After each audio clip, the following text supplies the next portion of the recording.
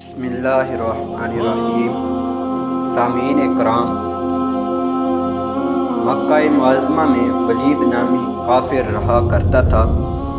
اس کا ایک سونے کا بت تھا جس کی وہ پوجا کیا کرتا تھا۔ ایک دن اس بت میں حرکت پیدا ہوئی اور وہ کہنے لگا، لوگو، محمد اللہ کا رسول نہیں ہے، اس کی تصدیق مت کرنا، معاذ اللہ۔ ولید بڑا خوش ہوا اور باہر نکل کر اپنے دوستوں سے کہنے لگا، مبارک ہو، آج میرا معبود بولا ہے اور صاف صاف اس نے کہا ہے کہ محمد اللہ کا رسول نہیں ہے۔ یہ سن کر لوگ اس کے گھر آئے اور دیکھا کہ واقعی اس کا بت یہ جملہ دہرا رہا ہے۔ وہ لوگ بہت خوش ہوئے اور دوسرے دن ایک عام اعلان کے ذریعے ولید کے گھر میں ایک بہت بڑا اجتماع ہو گیا تاکہ اس دن لوگ بت کے منہ سے وہی جملہ سنیں۔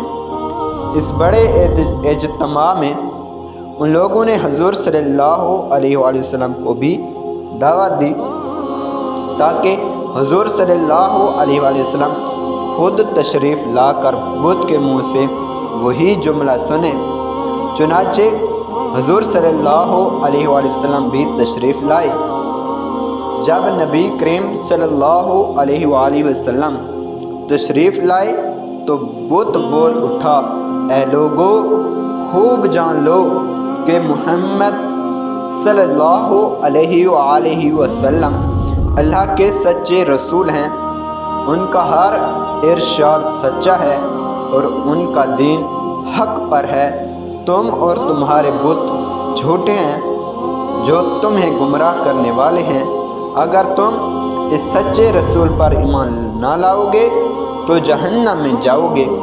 بس عقل مندی سے کام لو اور سچے رسول صلی اللہ علیہ وآلہ وسلم کی غلامی اختیار کر لو۔ بت کی یہ باتیں سن کر ولید بڑا گھبرایا اور اپنے معبود کو پکڑ کر زمین پر دے مارا اور اس کے ٹکڑے ٹکڑے کر دیے۔ حضور صلی اللہ علیہ وآلہ وسلم فاتحانہ طور پر واپس ہوئے تو راستے میں ایک گھوڑا سوار جو سبز پوش تھا حضور صلی اللہ علیہ وآلہ وسلم سے ملا۔ اس کے ہاتھ میں تلوار تھی جس سے خون ٹپک رہا تھا۔ حضور صلی اللہ علیہ وآلہ وسلم نے فرمایا، تم کون ہو؟ بولے، میں وہ جن ہوں اور آپ کا غلام اور مسلمان ہوں جو بلاتور میں رہتا ہوں۔ میرا نام معین بن البر ہے۔ میں کچھ دنوں کے لیے کہیں باہر گیا ہوا تھا۔ آج گھر واپس آیا تو میرے گھر والے رو رہے تھے۔ میں نے وجہ پوچھی تو معلوم ہوا کہ کافر جن جس کا نام مسفر تھا وہ مکہ میں آ کر ولید کے بت میں گھس کر حضور صلی اللہ علیہ وآلہ وسلم کے خلاف فضول گوئی کر گیا ہے اور آج پھر وہ یہی بکواس دوبارہ بت میں گھس کر کرنے والا تھا۔ اس سے پہلے وہ آپ کے متعلق بکواس کرتا، یا رسول اللہ صلی اللہ علیہ وآلہ وسلم، مجھے سخت غصہ آیا۔ میں تلوار لے کر اس کے پیچھے دوڑا اور اسے راستے میں قتل کر دیا۔ پھر میں خود ولید کے بت میں گھس گیا اور اب جو کچھ کہا میں نے کہا۔